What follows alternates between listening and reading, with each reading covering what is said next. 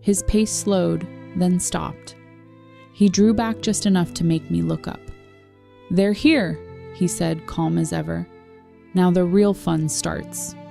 And just like that, he left, walking out to greet them. Before we jump in, real quick, most of you who enjoy these videos still haven't subscribed. If you're one of them, please take a second to hit that button. It helps with channel growth so much, and means more than you know. And if you're already subscribed, thank you. Now let's begin. Rick's hands were firm on my waist as he moved against me, slow and deliberate, like he had all the time in the world. I was perched on the kitchen counter, dress bunched up, pulled close against him, breath caught as I struggled to stay quiet. The game was blaring from the living room, my dad and his friends shouting at the screen just 20 feet away. Rick was one of my dad's closest friends, older, quieter, but nothing about him felt hesitant. He was steady, focused, every motion intentional, every shift filled with control. He moved like a man who knew exactly how to take his time, and that was exactly what drew me to him. His breath brushed my ear. "You like this, don't you?" he whispered, voice rough and low. "The risk." I couldn't speak. I clung to his shoulders and nodded, barely stifling a sound as he leaned in closer. His focus tightened, confident and unshaken. I felt the counter creak beneath us, his grip steady as he held me in place. I didn't want him to stop. The sounds from the living room, ice and glasses, laughter, the rise and fall of voices, only made it worse, or better. I couldn't tell anymore. My dad was right there. So were his other friends. And I was tangled up with one of them like I never wanted to let go. I covered my mouth with my hand, breath trembling, barely holding myself steady. His attention never wavered. If anything, he seemed even more drawn in by how close we were. Then he froze. I looked up, breath sharp. Tom stood in the doorway, one of my dad's oldest friends, the loudest of the three, always cracking jokes. Now completely silent. Rick jolted back, already straightening up. "Go," he muttered. I slid off the counter, heart still racing, heat pulsing under my skin, and hurried upstairs. I lay on my bed, still flushed, dress clinging to my legs. My pulse hadn't slowed. The energy still hummed under my skin. The sounds of the game kept coming from downstairs. A while later, quiet footsteps, the sound of the front door opening, then closing. They were gone. But what Rick started, I could still feel everywhere. The next day, just after noon, I got a message from Tom. "You looked good last night. Want something even better?" I was already warm thinking about how he'd looked at me in the kitchen, the smirk, the silence, how he walked away without saying a word. He hadn't told my dad, hadn't said anything at all, but now he was saying exactly what I wanted to hear. "Come by, I'll make it worth your time." He'd always been the bold one, the loudest of the three, joking, teasing, always pushing the edge. But now it felt different, pointed, director, like he knew I'd say yes. And he was right.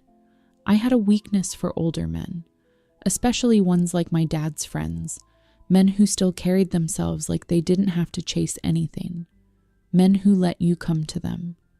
Rick had lit a fire in me. But this was about to fan it. I didn't bother with excuses. I told my dad I had errands to run, then got dressed without overthinking it. Something simple, something casual. The drive over was short. I barely remember the roads. Just the low hum in my chest, the pull that hadn't let up since last night, and the way my legs felt unsteady the second I saw his name on my screen. When I pulled into the driveway, the front door was already cracked open. He was waiting. I stepped inside and shut the door behind me. Tom was on the couch, one arm resting across the back, watching me like he'd been expecting this. He didn't smile, didn't speak, just stood, walked over, and wrapped his hands around my waist like we'd done this before. His lips found mine before I could even breathe. There was no hesitation, just heat, immediate and focused. I leaned into him, my fingers gripping his shirt as his hands pulled me closer until my back met the door. Clothes came off fast. His fingers found every clasp like he'd memorized them. My dress slipped to the floor without a sound, and his shirt vanished as I reached for it. Nothing felt rushed, just inevitable. I moved in again, but he stopped me gently with a hand on my shoulder. "Slow," he said, voice low and steady. Then he guided me down. I lowered myself to the rug, his hand staying light but assured on my shoulder. I didn't need instruction. I already understood what he wanted, and I wanted it just as much. I leaned forward, letting instinct take over. His breath hitched quietly, fingers threading into my hair in a way that felt steady, not controlling. I set the pace deliberately, slow and careful at first, watching his reactions and listening to the way his breathing changed. He didn't say a word, but I could feel the tension build. Every shift of his body, every subtle inhale. I adjusted, adding pressure, changing pace, watching him respond. His jaw tensed, his eyes locked on mine, his whole body leaning into the moment. When he finally pulled me back up, his chest was rising unevenly. Without a word, he scooped me into his arms. I laughed softly, caught off guard, my breath short as he carried me like I weighed nothing. The hallway blurred around us, but the tension sharpened. The bedroom door was already open. He didn't stop. The moment I landed on the mattress, he was with me, not frantic, just sure. His hands traced my thighs as he knelt beside the bed, spreading them with calm, deliberate care before leaning in. I arched instinctively. He started with a whisper of touch, barely there, coaxing reaction from the smallest movements. Then he adjusted, just enough to keep me off balance. He changed pace before I could settle, shifting pressure, exploring every spot with precise attention. I couldn't hold still. My fingers twisted in the sheets. He never gave me what I expected, always in one step ahead, always drawing me further in. By the time he moved up, I was shaking. He hovered over me, one hand at my waist, the other braced beside my head. When our bodies met, it wasn't rushed. He moved against me with quiet certainty, every shift deliberate and smooth. I held onto his arms as he found a rhythm that kept tightening the tension without ever breaking it. Then he adjusted the angle, changed the pattern. My back arched, breath stuck in my throat, everything winding tighter. He wasn't just confident, he was precise. He read my reactions and adapted instantly, not by luck, on purpose. It worked. I whispered his name before I realized I had. He smiled against my neck, like that was exactly what he'd been waiting for.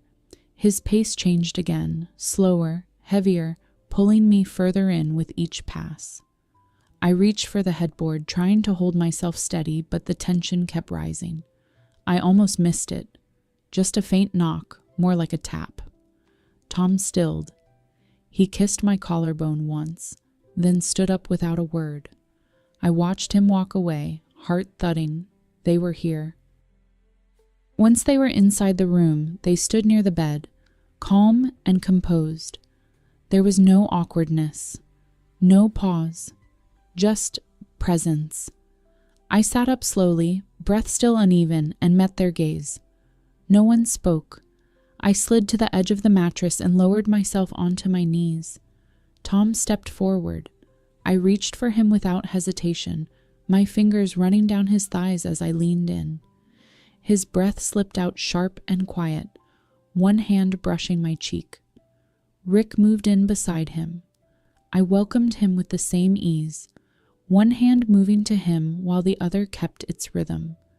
I alternated gently, shifting focus between them, reacting to their movements and the way their breathing changed.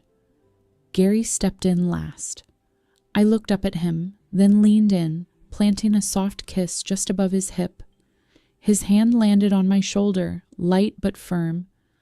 I kept the motion going, circling between them, maintaining the rhythm as their restraint started to wear thin. When they lifted me, my whole body buzzed. Tom and Rick moved in sync, one beneath my arms, the other under my knees. They lowered me onto the bed like I was nothing but breath and weightless heat. Gary stepped between my legs the second I settled. "Finally my turn," he said, voice low. I didn't speak, just waited. He leaned in with care, adjusting my position with one hand at my hip and the other behind my knee. I gripped the sheets as he began to move, measured and grounded, pulling me into his rhythm without force. Tom leaned down, his mouth at my collarbone, breath skimming across my skin. Rick knelt beside me, brushing hair from my face as he brought himself close again. I opened to him without hesitation. Gary never faltered. His movement stayed calm, steady. Tom's lips traveled lower, teasing warmth across my body. Rick brought my hand back to him, guiding me in without words. I was surrounded. Hands, mouths, breath, motion. I couldn't keep track. I didn't want to. When Gary pulled back, the shift was seamless. Tom and Rick moved again, lifting me midair. One held my back, the other my legs, and they eased me onto Tom with practiced care. I wrapped around him instinctively. He was already ready. Then Rick stepped in behind. His hands landed at my hips, holding me in place. What followed was slower, heavier. I gasped. A rush of air, no sound. My head dropped back against Rick's shoulder as the motion between them locked into one steady rhythm. I was held, moved, surrounded. My breath fractured, pulse racing, everything tangled in theirs. When they finally lowered me again, I was trembling, but Gary was already waiting, lying back, ready. I climbed over him, palms braced on his chest, legs shaky beneath me. He caught my hips and steadied me as I began to move with him, gradual rolling rhythm that built with every shift. Tom returned behind me. His hands circled my waist, anchoring me as he pressed in closer. Each movement from him tightened the pressure between me and Gary. Then Rick stepped forward. He reached for me. I welcomed him again, bringing him into the rhythm with us. All three, together. Thought vanished. Time stretched. I let go of everything. Every breath, every sound, every inch of me was wrapped in them. I didn't care where one ended and the next began. Gary was first. His breath caught, hands gripping tighter as his body went still. Tom followed, his rhythm faltering, a sound low against my shoulder before he slowed. Rick pulled back last, breath stuttering, gaze locked on mine as the air around us went quiet. Stillness fell. I collapsed onto Gary, body weak, lungs hankering for air. My limbs were useless, my skin flushed and buzzing. No one spoke. They stood around me, present, grounded, watchful. I stayed where I was, eyes half closed, unsure how much time had passed. Then I felt it, a familiar touch at my waist, a shift behind me, a presence I already knew leaning in, slow, patient, certain.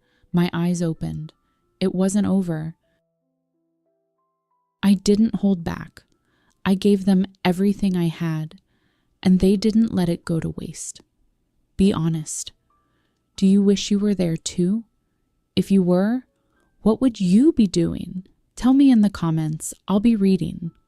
Before you leave, don't forget to like, subscribe, and turn on notifications by clicking the bell icon so you never miss the next one. Thanks for watching. See you soon.